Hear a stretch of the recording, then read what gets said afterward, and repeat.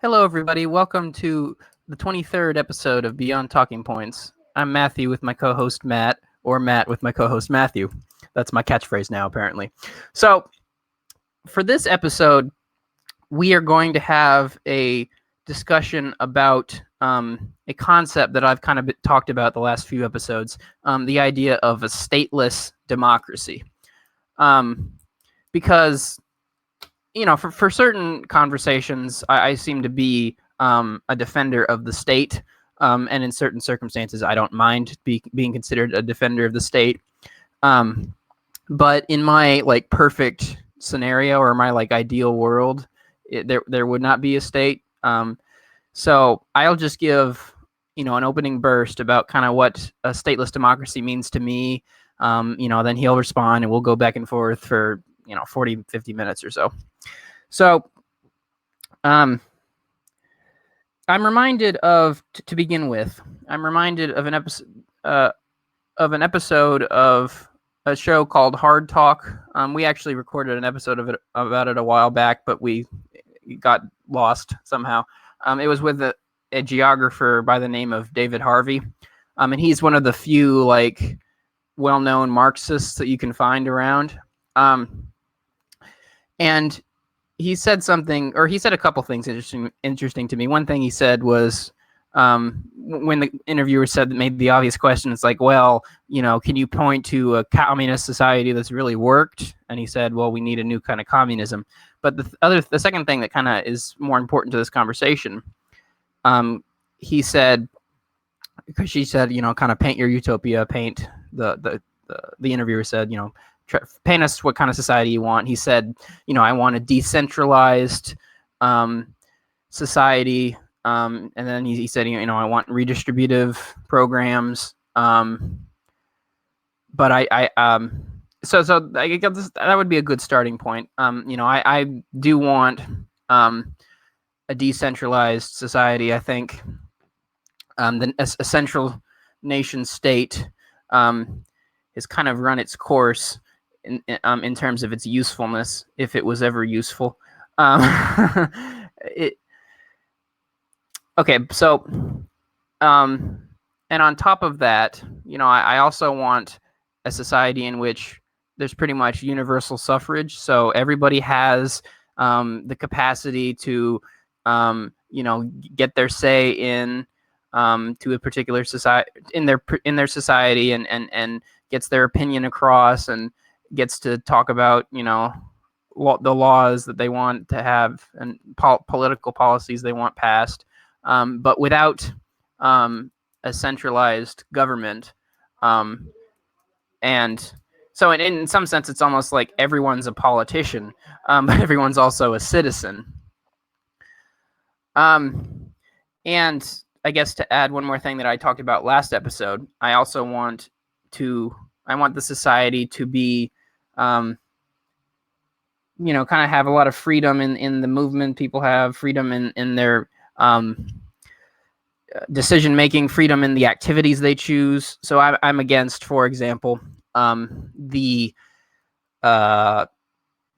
wage system, or the earning money to survive. I think we can, at least in many developed countries, and probably eventually in the whole world, we have enough where we don't really need to work anymore to produce more wealth.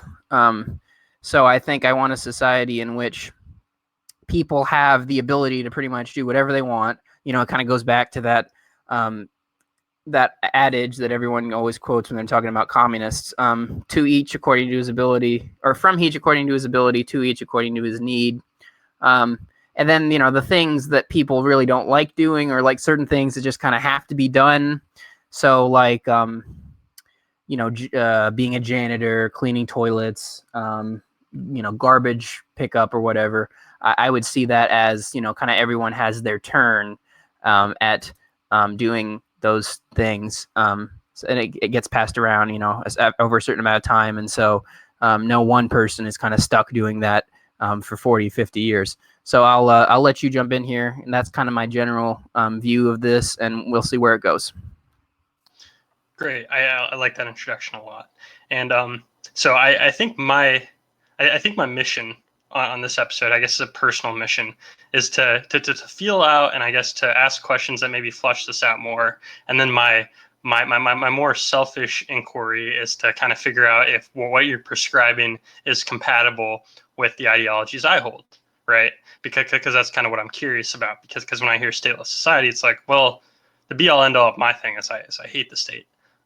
So I really want to flesh out, I guess, how yours corresponds with what I think of that, and maybe how it might work, and maybe if it would be successful. And I might push back in a couple things. I'm not sure if they'll work or will work. Now, I guess I'll start with something that ties into our last episode, right? So as we know, as we both learned, for us only a handful of minutes ago, but for I guess listeners potentially a week ago, is that I'm not fond of the social contract. Now, what I like about what you said about the stateless society is I think it can very well take away the problems that I have with the social contract.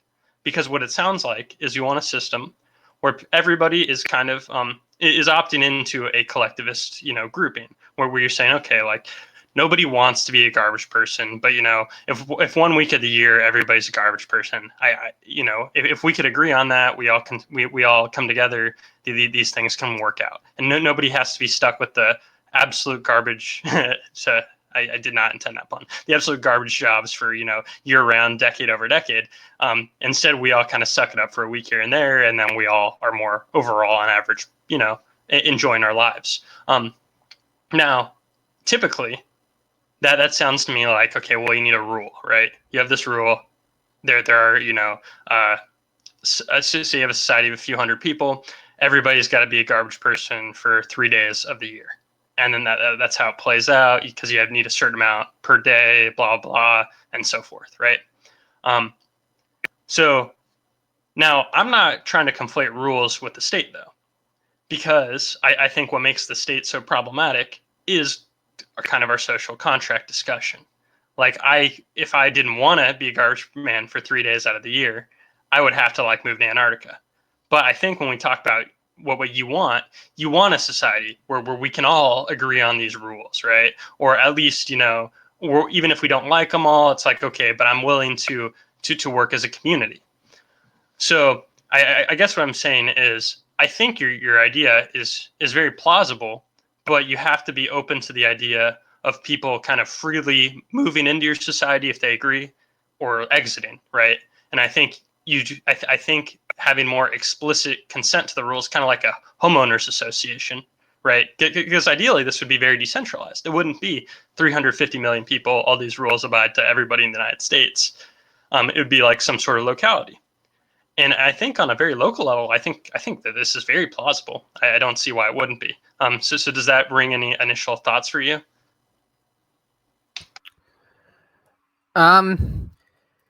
Yeah. So it does raise an important question, because that basically is suggesting, or I guess you could say my arguments is suggesting that, well, a country as big as the United States, for example, where we live, would have to be broken down into, say, smaller and smaller countries, because it. I've said before, I lean towards, I guess, direct democracy, where each individual kind of has the ability to vote on, X, Y, or Z. But as many philosophers, including Jean-Jacques Rousseau, said, that seems to be hard to do, except in small localities. You couldn't really do that in a huge country like the United States, which is kind of why you could say we have government at some level. It's like if we have at least according to many philosophers, if a large enough society almost needs a governing body,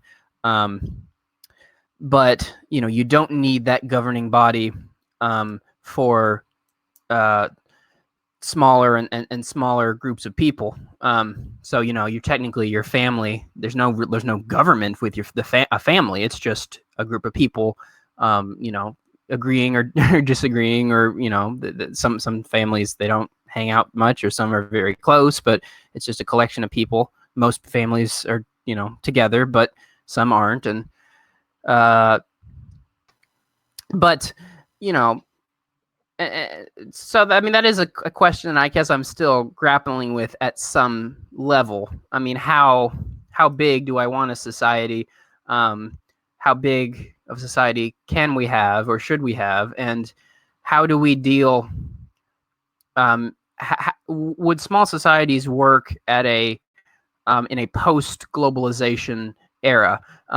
Because we are our society is more or countries and people are more connected than they ever have been. The internet was kind of a second printing press revolution, and but it's more than just the printing press, because it allows you and I'm in Kentucky, you're in Philadelphia, or you're in Pennsylvania, so we can have these conversations which we couldn't have without the internet. And a friend of mine lives in France. We can talk even though we live so far away. And so can we, in a post-globalization age, can we almost find a way to deal with things at a local level and not worry about global stuff? And I guess I don't really have a good answer to that, but it's something that I'm thinking a lot about. Yeah. Okay. I like what you said a lot, because it kind of helped me clarify a question that I want to ask. And to some extent, I'm going to deflect on the globalization part. I guess the point that what you're saying kind of it raised to me is, I don't necessarily think scalability is going to be the issue. I think the problem is when it scales up, you run into a separate issue on average. I don't think the problem is necessarily the large size. I think the problem is people being polarized, right? So right now, I think my perception of the United States political scene is you have about half the country is political at all. And then of that half that are political and vote, you have half of those have a vision that they want to enforce top down, and the other half have a vision they also want to enforce top down, but it's different, right? So you have two warring tribes, and both of them want to assert their vision on the other person, and they think the person they elect will then enforce their worldview on top of everybody else, whether they like it or not. So I guess what I'm saying is, your idea, it doesn't, I think the reason why it sounds successful to me is, and they mentioned this in the Monopoly on Violence. I don't know if you remember this part of the thing, but it pretty much drew the red and the blue, and then it's like, instead of having one big circle, what if all the right-wing people isolated on one side, and they had their own, they had their more religious country, and whatever, most people there are religious, and if they don't like it, they can go to they could probably defect to the more secular society, and the secular society has these things they like more on average. And it's like, even if it's still like a state of some sort, and I know for your point, we aren't really talking about a state, but even if there was, it's like, well, at least you could segregate yourself into the people you at least agree with more. So even though it might sound bad, it's like, but we should be able to interact with anybody. It's like, but if you're going to have this government that's top down, people like it more. And I can't think, kind of what you're saying is, you're saying, I want this government, but you don't really need the government if everybody consents to it. If everybody's willing to just say, hey, I'll show up and I'll be a garbage person for 3 days out of the year. And if people, I'm going to make that sacrifice, then you don't need a state to come around and throw people in cages for not abiding by it, because everybody's expressly consenting to it. Your vision is a system that everybody expressly consents to, and that's why I like it so much. So how do you think that plays into, I guess, polarizing views? And I think if somebody came in and was all radical and they're like, I hate this, it's like, okay, well, you actually have the option to leave. So I think it kind of resolves that. So do you have thoughts on that? Because I don't think the size is necessarily the issue. Yeah. Well. So I guess what I was trying to say, I was kind of making a point that certain philosophers would argue that size is an issue, and you need, in Jean-Jacques Rousseau's book, The Social Contract, he's arguing that in bigger states you need a republic, basically.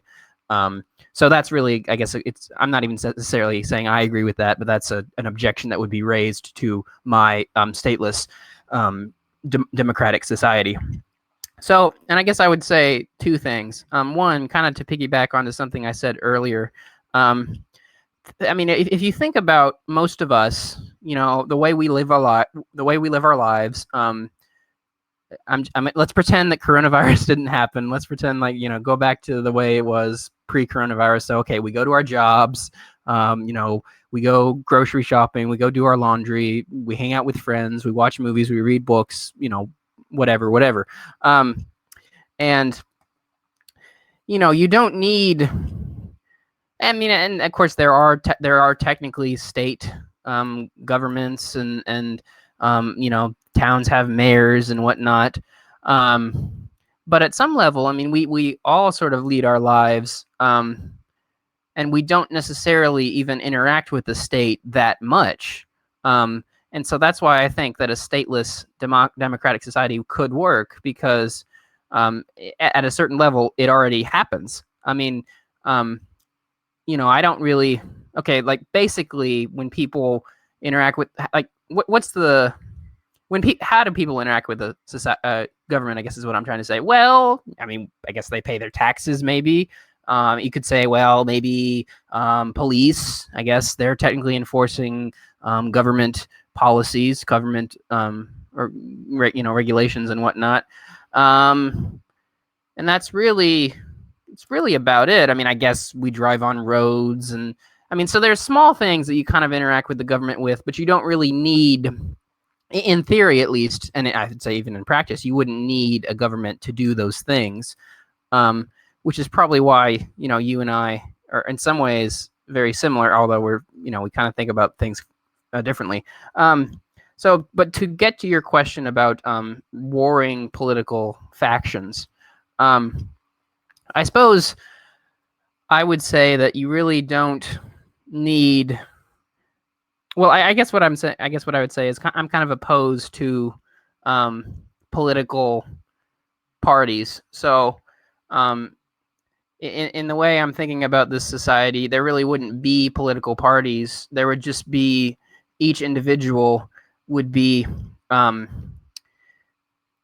Would talk about how they kind of want to see. I'm reminded, of course, I guess going back to ancient Greece, going back to the city-state of Athens. Now, obviously, Athens was not a political or not a perfect example, and they weren't even full-on democracy because they had slaves and women couldn't vote, etc. But they. In some sense, they really didn't have a government, or if they had a government, it was quite limited because, people, the citizens, they were involved in the political process quite a lot, and they you could. There were places to have the conversations about, okay, what kind of policy should we have with, what should be our foreign policy? How are we going to deal with Sparta, say? Or what kind of taxes are we going to pass? So in some sense, I think this kind of my idea sidesteps the question of political divisions, because it would allow for everybody to have a say in the matter. It would give the people opportunity to have to talk about what matters most to them, and to try to persuade people that what matters most to them. About what matters most to them, and to persuade them about passing certain getting certain ideas implemented in this society.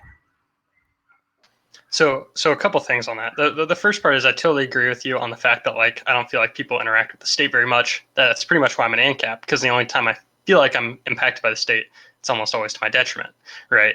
And I think they often in other ways harm people, and then they get away with passing the blame on to other things, but it's really the state's fault. So I agree with you there, and that's why I think anarchy ends up working.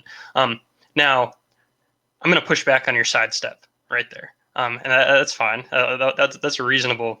I understand the point you're making. You're pretty much saying, well, there's not really going to be political parties, and we're not going to really institutionalize certain things, so that this shouldn't develop. But if you imagine Athens, well, what I think the problem with our country is there are certain, well, I guess I don't really want to go down the route of heuristics, because heuristics play a big role in our polarization. As people just are I'm a Republican. This is a Republican stance. I take the Republican stance because I just know on average I agree with them. But if you take that away, I still feel like a lot of views that people have run together for a good reason. And I think people do have ideological bends. So one thing is now here's the thing. I think if you got a group of people who are very like-minded, then I don't think it's hard to have a stateless democracy because you've essentially sorted out the people that would be in it, right? You could have a stateless democracy if everybody pretty much falls in the same camp because you guys are all in agreement. So you're not going to get that pissed when all of a sudden you lose a 52-48 vote. But when you have the, I guess, ideological diversity that the United States of America has, if you look at, like, say, a swing state, right? It's hard to imagine that those groups would be, those people in like that kind of area would be able to come together and agree, because often they'd be losing really close votes, and it'd be on something that feels really important to them here and there. Because even if it's stateless, it's like, okay, but like I really don't want to have to do this thing that everybody else thinks should be mandated. And like if we all agreed, you wouldn't need a state, but you're going to end up having these, like, I guess, holdouts, right? You're going to have these people who are like infuriated and they're going to really make their case. And some of them aren't going to be happy losers. They're not going to be like, well, I lost, but that was the democratic process. So a state doesn't need to enforce against me because I'll just follow along anyways. So I guess what I'm saying is I feel like anything that's contentious, if your society decides to have any rules surrounding it, you either have to be very like-minded, which is fine. I don't necessarily think that's going to be a huge problem, but you'd have to either be very like-minded, or they would have to stay out of those completely in terms of, I guess, to democratically legislating.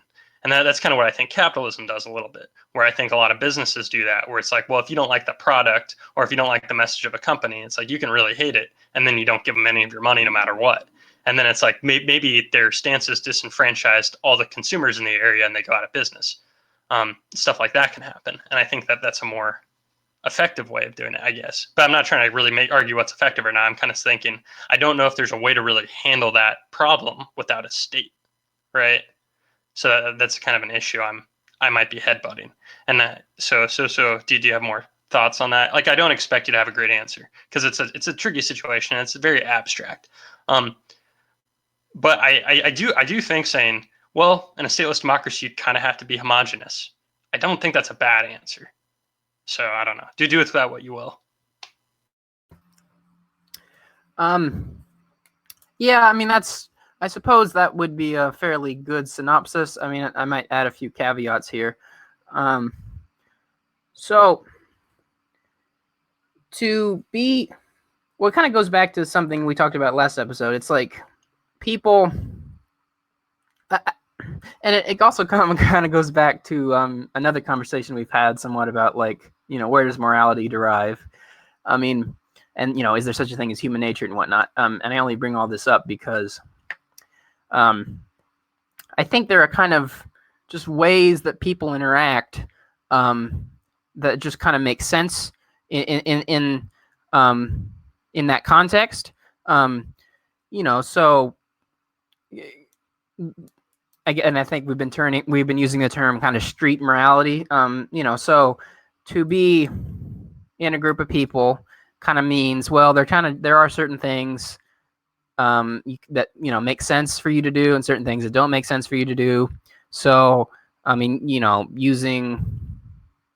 I'm not going to walk up to you and punch you in the face, for example. And in some sense, it doesn't even matter. Like, we can have a philosophical conversation. Okay, well, what does it mean when I punch you in the face? But in some sense, that doesn't even matter, because it's just, well, if I punch you in the face, okay, you might punch me in the face. And, you know, that's really not, if we want to have a, you know, kind of decent relations, if you and I kind of want to have a friendship of sorts, it's like, well, that's kind of not how you do it. That's exactly how you make enemies. And that's how human relations start to break down.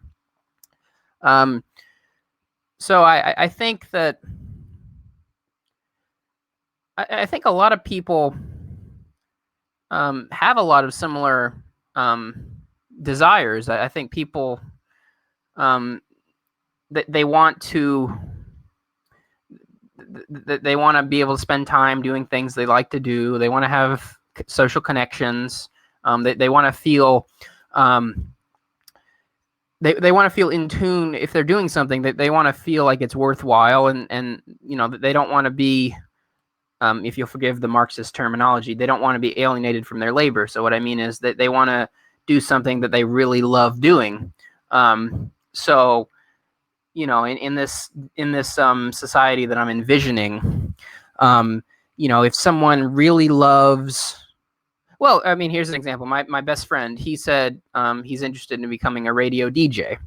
So in my society, that I'm envisioning, he would be able to become a radio DJ, and he could be the best radio DJ there is, and people would listen to him or not listen to him as they will, but he would have the opportunity to do that, because the material needs of people would be taken care of.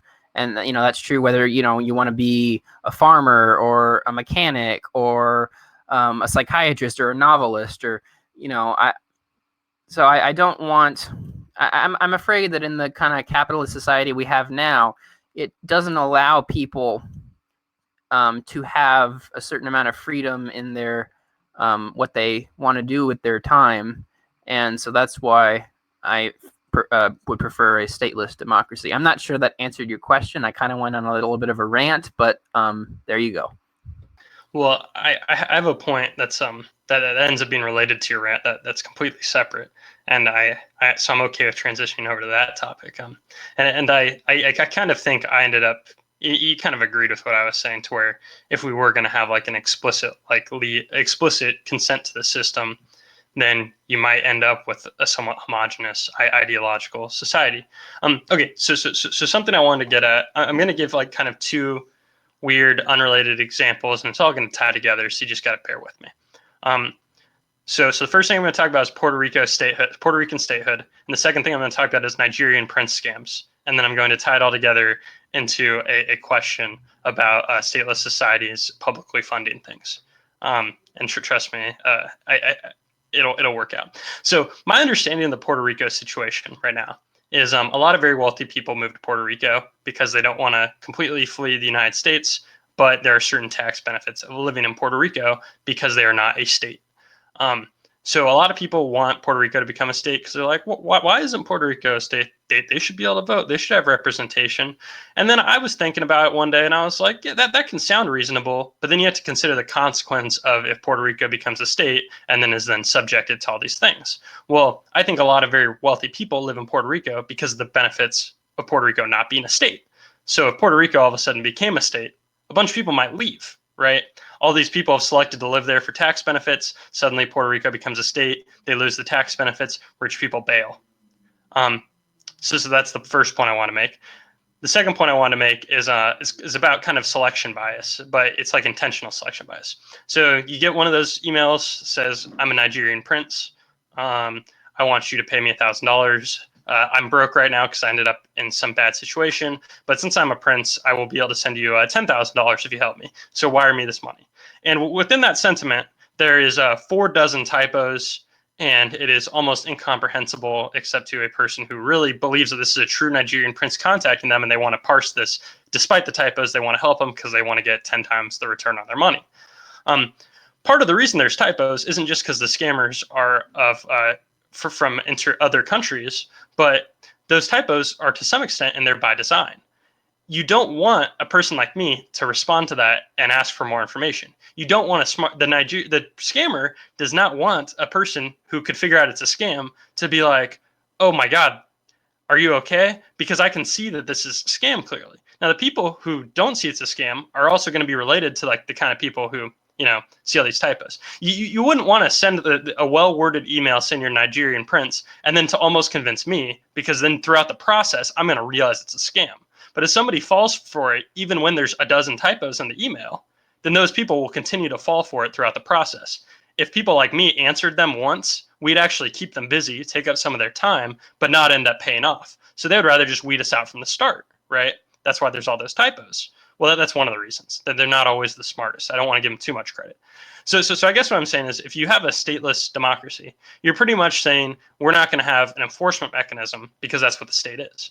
So I guess what I'm saying is I bring up the Puerto Rico funding issue because if you want to have this world where nobody has to do a job they hate, I don't love my job. It'd be great if I could stay at home and write novels or something. That'd be phenomenal.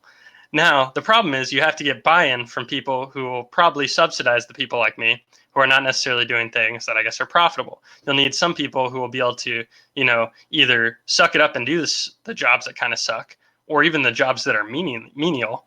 And you also have to get somebody to kind of subsidize for the difference, but they have to do it without an enforcement mechanism. So I think there needs to be some kind of like initiation similar to the Nigerian Prince email, where it's like you get buy-in from people who are already predisposed to your mission.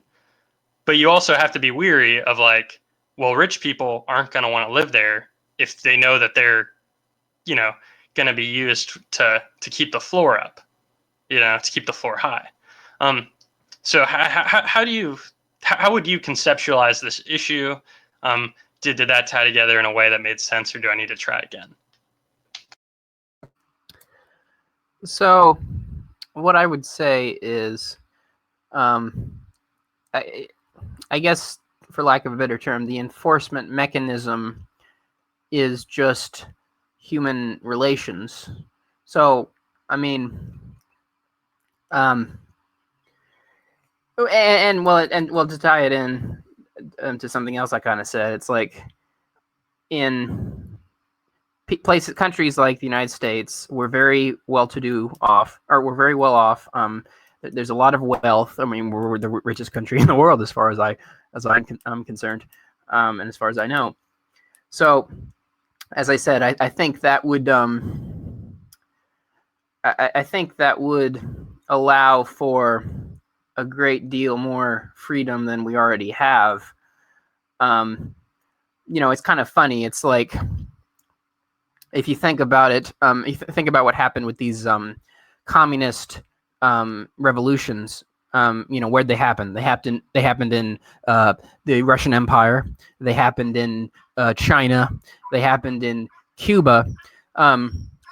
They happened in, for lack of a better term, in these backwards civilizations. I don't want to say barbarous because that sounds a bit demeaning, but they happened in these in these societies that really they were practically feudal in their nature.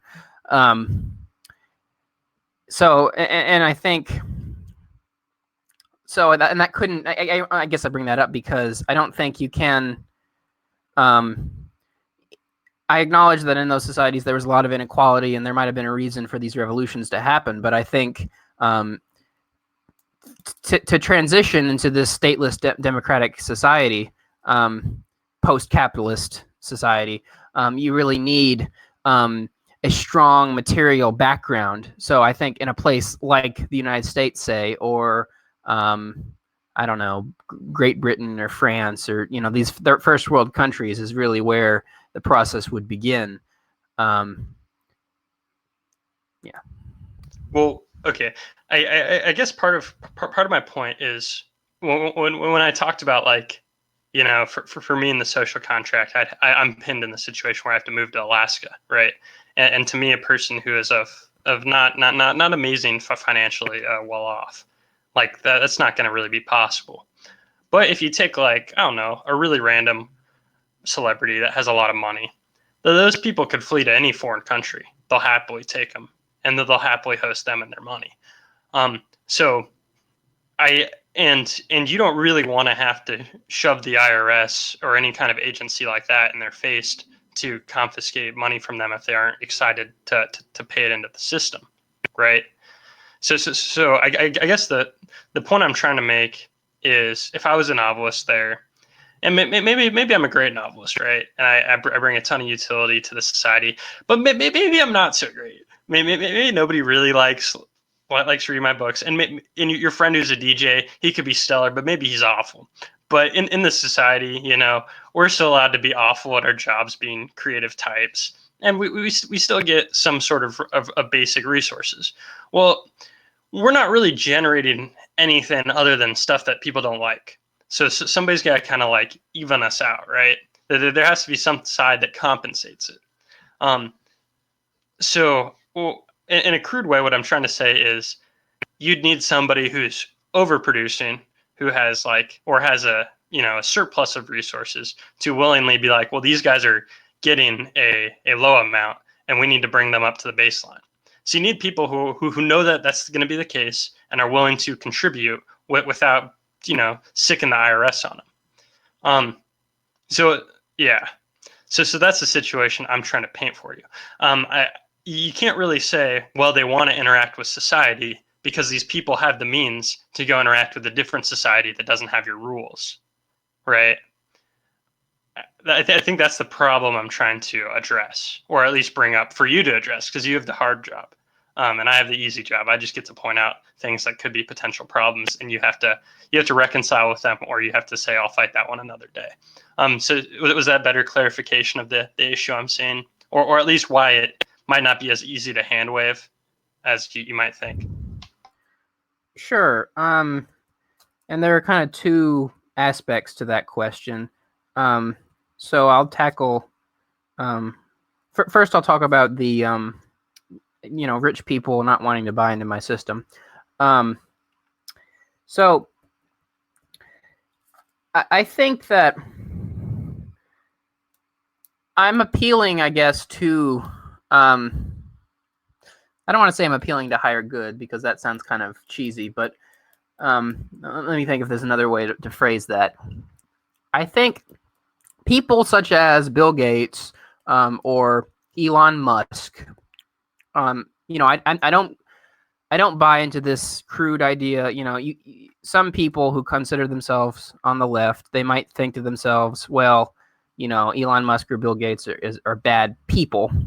And I'm not trying to be like flippant about it or saying that all leftists think that, or that's even the predominant idea. But you could make, you can have a kind of an overly negative or overly simplistic view of the ultra wealthy and say, well, you're just evil and therefore I don't like you and we're going to throw you into a cage. And I think it's important not to think that way. Elon Musk and Bill Gates, they're just human beings. And they happened to be human beings who made a ton of money in this capitalist system. So, but I think that there's something that I think in some ways they could be persuaded to be to have a certain different relationship with society than just being an ultra wealthy person. And it's kind of ironic, because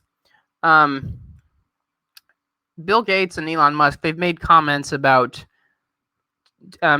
to where some people like to call them liberal communists. And by that, I mean, they almost seem to be taking a view that, well, capitalism isn't going to last, but they're also, some of the richest capitalists on the planet.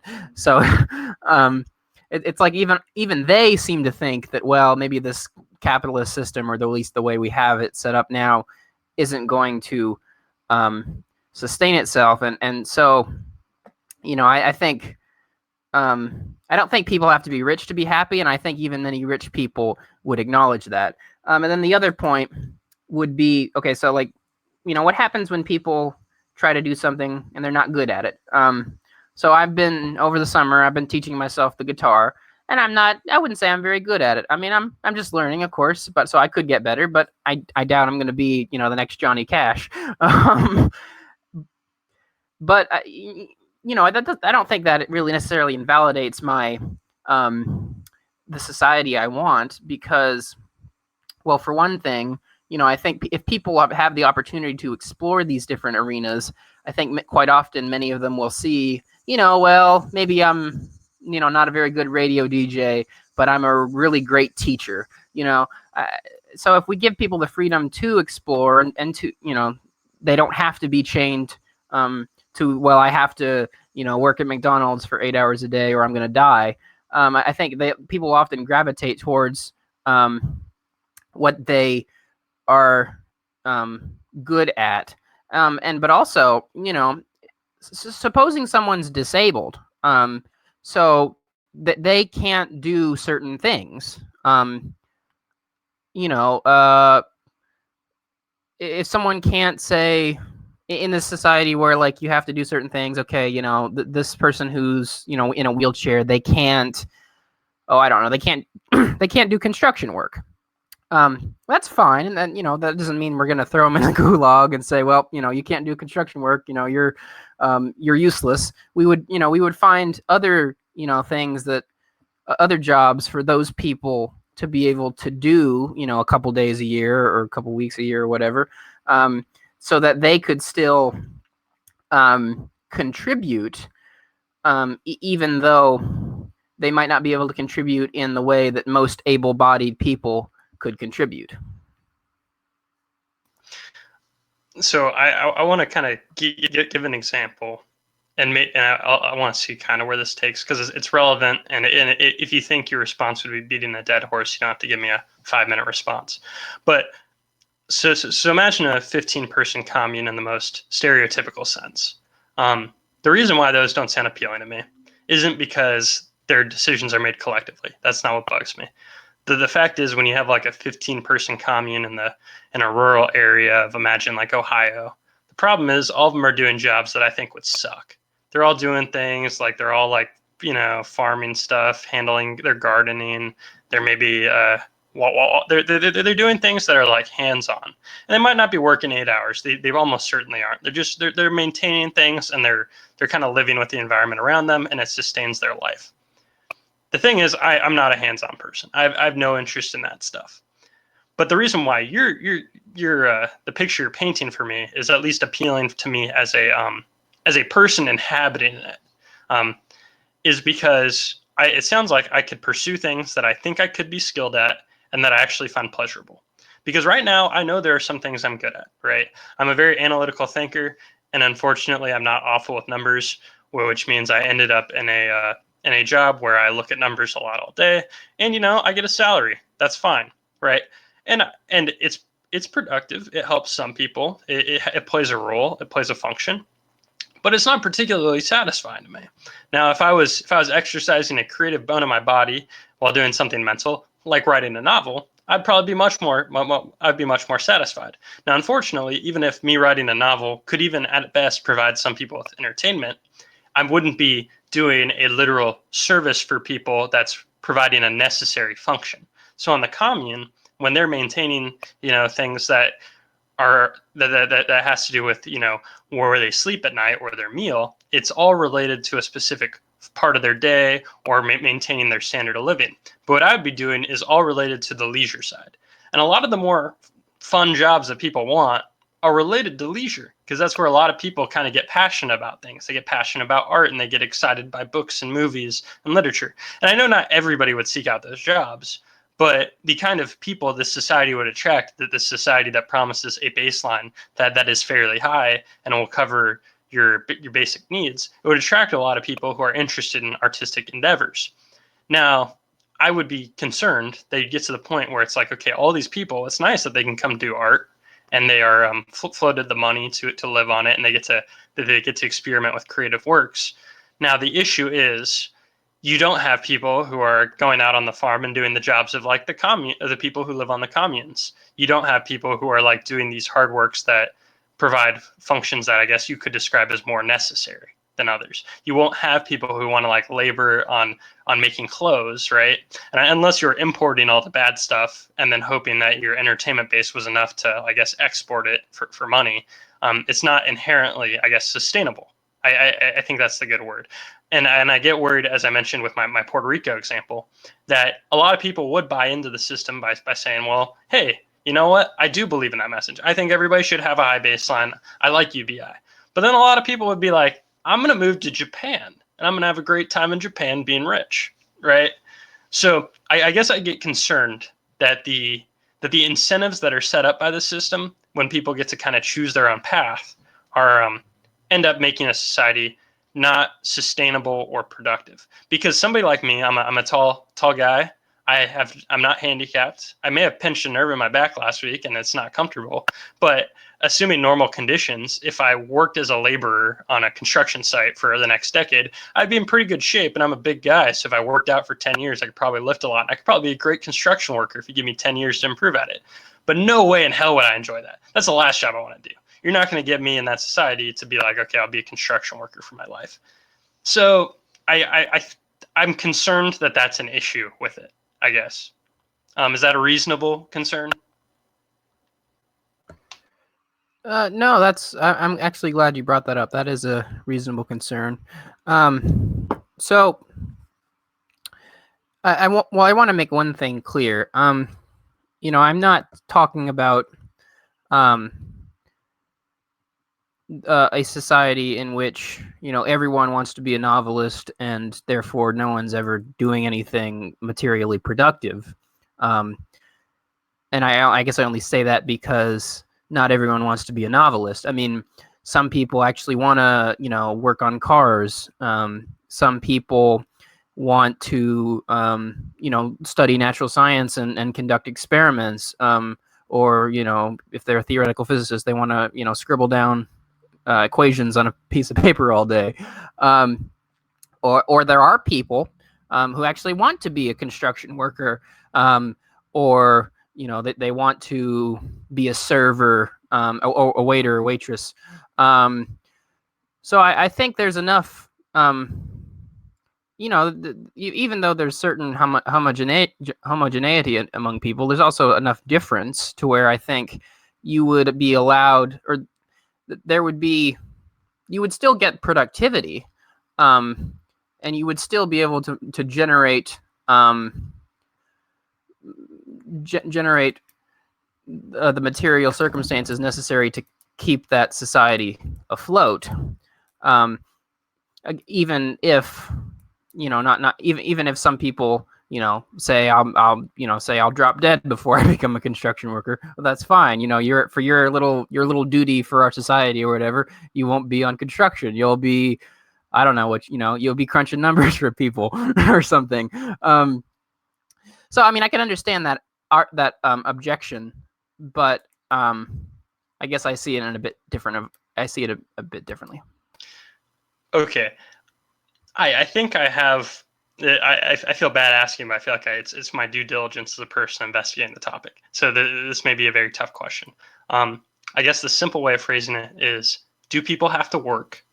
And to expand on the thought, if people do have to work, then is this wouldn't the same critique to capitalism apply to this society, where the critique of capitalism is like, well, if you don't, if I have to work, if I don't, I starve, I don't have a house, etc. Well, if you're saying, well, you have to do something, then wouldn't the same critique apply? Because I would think that there are I think a lot of people who end up working in manual labor do it because they either don't have specialized skills that go above manual labor, but I don't think it follows that they really like doing manual labor. And I would wager that if you had the option to not work, a lot of people wouldn't want to do jobs that we find necessary to some extent. There wouldn't be people who are like, okay, I'll be the fry cook at McDonald's. So I think a concern is you need to have some people work, or else you're inviting a lot of people who don't want to work at McDonald's in a different society to come in and be like, boy, I hated that job, but that was the only job I was qualified for. Can I just be lazy and keep my standard of living met? So what? Yeah. That's another very good question.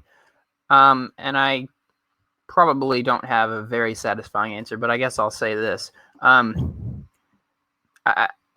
think technically in this thought experiment that I'm kind of running in my head, you could probably you could get off with doing almost nothing, basically. Just like there are people in our society, even in this society, they don't really do anything, either because they don't want to or they're not able to. So if someone, I don't know, if someone has Down syndrome, say, they really can't do that much. But we don't, again, we don't say you have no right to exist, and we take care of them because they just have to be taken care of. They're not able to do it themselves. And I think that I think if we allow people a certain degree of freedom to guide their own paths, or if we allow people to go their own paths, and we don't force people to I guess what I'm trying to say is I do think it's slightly different than the way work. I think we just have to have a different conception of work. In other words, I guess is what I'm trying to say. So if my buddy likes to, gets to be a radio DJ, and I get to, I don't know, I get to write novels, and you get to, work in the musical theater, that would allow us a certain amount of fulfillment that's, to where if you're willing to say, okay, I'm going to put in a few hours of helping people, helping people with, I don't know, their retirement fund or whatever. I mean, that might be a bad example, because I guess in my perfect or in my ideal society, we wouldn't have money in the way we think of it now. But I think people would be a bit more willing to put in a little work, if that doesn't have to be the main thrust of their lives. And I do think it's true. Most people who work in fast food or construction probably don't want to do it, but there probably are some people who would say, yeah, I've worked at McDonald's for 45 years and I'm not going to, go away, because I find fulfillment in that. I would not find fulfillment in that. But that's just because people are different. And I don't want to, I want to make it clear that this society would allow for various preferences to, for people's various preferences to express themselves, without having without having a state, punishing them because they don't align with what most people like or don't like. Interesting. Okay. I think I'd be more receptive in like 30 years when we're in Elon Musk's post-scarcity world. Because then it's easier for me to imagine. But right now it's not as easy, just because it's like, I don't know.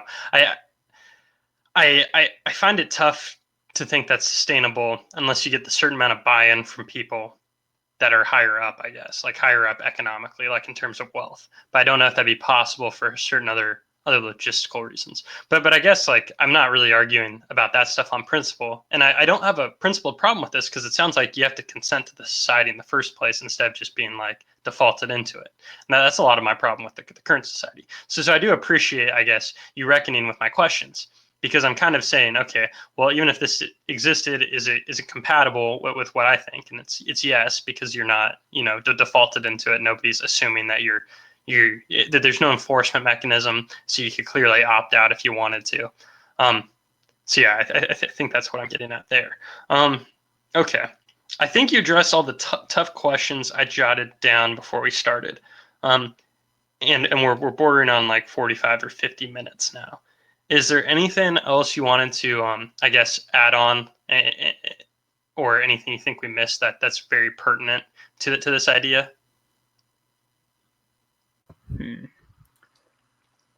I guess what I would add is, I was talking about, or I'm very interested in, I call myself a radical leftist, and I kind of call myself a radical leftist because I really, I don't have all the theoretical arguments that would make me say, oh, I am definitely, a Maoist, or I'm definitely a philosophical anarchist, so I think what I'm trying to really wrestle with when it comes to politics and political philosophy, I'm trying to see if there is a way to integrate Marxism and left-wing anarchism, which is slightly different from the anarcho-capitalism that you say you believe in.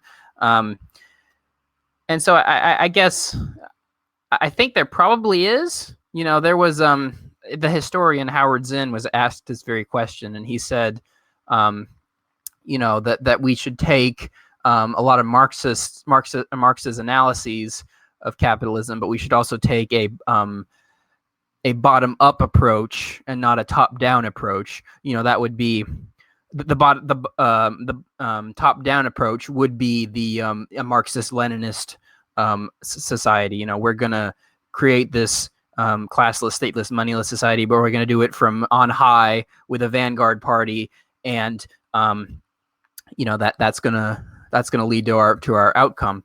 And I don't think, even if I say, well, the Russian Empire was terrible, and I can see why people revolted against that, I can't bring myself to say that that a bottom down approach to socialism or communism, or however you really want to characterize my position. I don't think a top down approach has worked. I think a top down approach has led to atrocities. And Cuba. Well, I mean, Cuba's a slightly bad example, but I mean China. I mean, I think China, or I think Mao.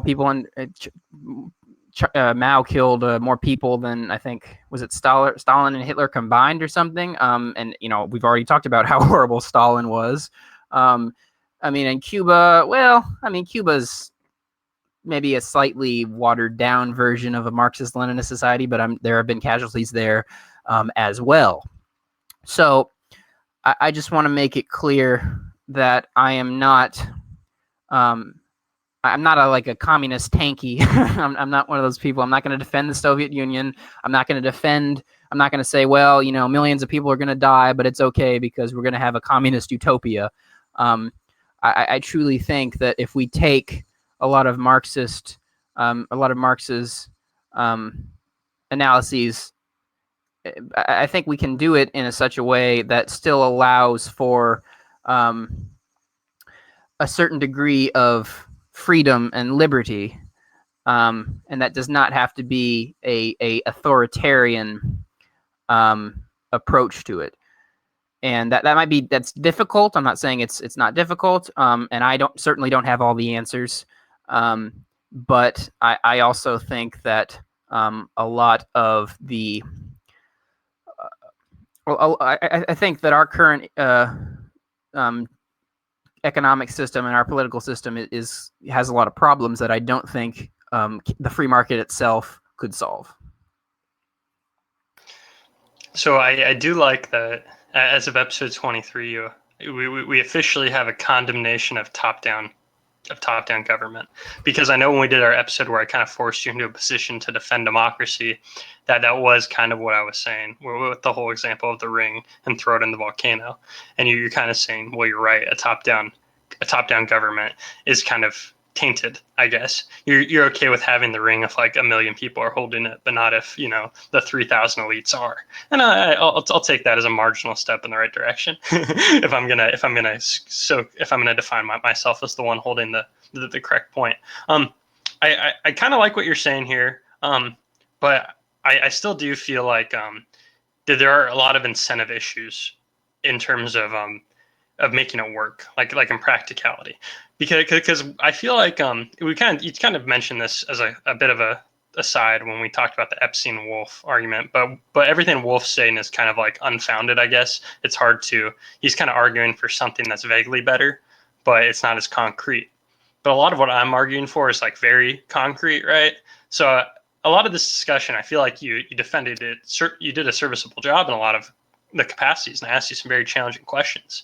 But I still feel like there are certain things that aren't fleshed out in a way that I think I could buy into, given that we live in a world that is not post-scarcity. And for that reason, like, I mean, the whole idea of economics is the study of how we deal with scarce resources, right? And I still think, coming away from this, you have to deal with things in other ways. And I think I could address a lot of the questions I asked you from a capitalist perspective in ways that are still satisfying in terms of recognizing the person's humanity, and still, I guess, I think, addressing real incentives more. So that's why I'm not completely on board. But I still think you have a convincing point. And I say it half jokingly, but like in 30 years, it's like everything you might be saying might be like, well, that's way more believable, right? Stuff maybe even way more cheaper. I mean, like, everything seemed cheap 30 years ago. Like if you look back 30 years and then compared to the 1700s, everything is totally affordable. And But compared to 30 years ago, like stuff now for the most part has dropped through the floor. I mean, like the literal cost of things because of inflation looks higher. But like, I mean, when I was telling you about how I reorganized my room because I got a new TV in the living room, like at Walmart, we were able to get like a 58-inch smart TV for under $300. And like, could you imagine somebody getting like a flat screen 58-inch smart TV for $300 in 1980? It's like, no, that one that didn't exist, and like the TVs were just infinitely more expensive. It seems like. So I guess my point is, I think you covered a lot of ground. I think you laid a solid framework for a lot of things to think about. If we listen back to this one, we might even think of some more things that we might want to flesh out or address specifically. And I think you did a good job. And I feel like this was kind of the counter episode to the one where I defended anarcho-capitalism. So Can I say one more thing and then we can wrap up? Yeah, go for it. Okay. There's just one quick point I want to make. So I guess one thing that I think we do we do differ on is when we look at history and we're trying to figure out, okay, like what was the fault, or what was the fault of socialism, or what evils were caused by socialism, what evils were caused by capitalism. And that kind of goes back to that Richard Wolff, Gene Epstein debate. And I guess I just want to make one quick point, which is I think if I look at history, a lot of my issues are I almost have less issue with your version of capitalism than I do with the historical version of capitalism, because at least in your view, everyone should be able to consent to living in a free market framework, whereas historically speaking, it has been like the worst of the state versus and combined with the worst of the free market. So it's like we really haven't even had. I'm not saying it's not possible, but at least so far we really haven't had the kind of society that you're looking you would be advocating for. And so I think that in some sense a lot of states are they're in bed with capitalism, pardon the phrase, and I guess that's in some reason why I'm suspicious of both of those, or both the economic system of capitalism and also the state. And I'll just say one more thing, which is I think one thing that Richard Wolff said, he made the statement that both world wars were caused in part by countries attempting to better themselves economically, trying to get resources, and it was also slightly had to do with colonialism. So, and I don't expect you to agree with any of that, but I think that if we're gonna have this kind of conversation about capitalism versus socialism, I think we have to acknowledge that to some degree, at least, capitalism is responsible for a certain amount of destructive. It's destructive in certain ways, and it can lead to the human cost. And it's really a question of minimizing any human cost at all, because I'm very. I wish we could live in a world where nobody would have to die ever, but obviously we don't live in that world. But I want a society in which people don't get cancer due to externalities that were not their fault and they couldn't do anything about, or I don't want to be in a society where countries go to war because they want oil. So yeah, I guess I'll end with that. Okay, yeah, I'll comment on that. I don't. Okay, personally, because of my views, I don't really know if that. I could see how you'd bring that up in the context of this episode. So I guess I won't dwell on that too much. I guess what I'll say is I feel the obligation to defend state capitalism to the same extent that you feel the obligation to defend the Soviet Union, right? Eugene Epstein calls crony capitalism and state capitalism, crapitalism. It's a great contraction. And I think it's very fitting. So it's like, if you want to say like all these wars historically and imperialism are the result of capitalism, well, I'm like, well, it's the state and the state deciding that the state is in essence a business or only cares about its businesses. And then they use their violence, which is endemic to the state, which is the state's unique property, to then maximize their profit. So you can say, well, they had a profit motive, therefore capitalism. If that's how you want to define capitalism, as any profit motive, then sure, I'm not going to defend that. If anything with a profit motive is capitalism, then it's like all abandoned capitalism too. But I don't think the profit motive is the defining characteristic of capitalism, which is why I'm kind of like not concerned with defending state capitalism. I think capitalism is voluntary interactions with people, and you might want to maximize your profit. You might not. You might want to do something you care about. But the point is, it's all voluntary exchanges. So it's and the thing is, people do want to profit, right? I prefer to work at a job that makes more money than a job that doesn't. But that's because I can buy more stuff and I like stuff. It's not because anybody's using violence on me and I'm using violence on them. I think that that's really the state part, because the state is allowed to use violence if the state deems it necessary. That's when it gets sticky. So it's like, yeah, capitalism obviously gets a bad rap because a company with a lot of money co-ops the state so they can make even more money. Yeah, that happens all the time. Now, I think if you take the state out of the equation, then I think that restrains capitalism and makes capitalism the most efficient system to allocate our scarce resources that we live in. That's why I'm so comfortable defending anarcho-capitalist ideology. But yeah, historically, the world history is a history of state capitalism. It's states maximizing profit, stealing resources from each other, pillaging each other for advantages, and then acting in a mercantilist way. It's pretty disgusting. I agree with you. So would you? I just one quick question. I know this episode's going on and on, but so would you say then that state capitalism is a form of capitalism, or do you just think it's not even capitalism? It's just something else entirely? So I think this is one of those things where we can get too hung up on words. I've thought about abandoning the word capitalism completely. That's why I almost as a troll, kind of like want to be called just an anarchist, and that's it. Because I think real anarchism is anarcho-capitalism. Because I think anarcho-capitalism is really just being free to make your own interactions with other people. And but the word capitalism is pretty toxic because people think, well, corporations that co-opt our country and our political system, and then they do it for profits. And it's like, well, I don't want to defend that. So either I'm only going to defend my flavor of capitalism, which is anarcho-capitalism, or I have no interest in really defending state capitalism. So I mean, it's all when it comes down to words. Is that all on that front?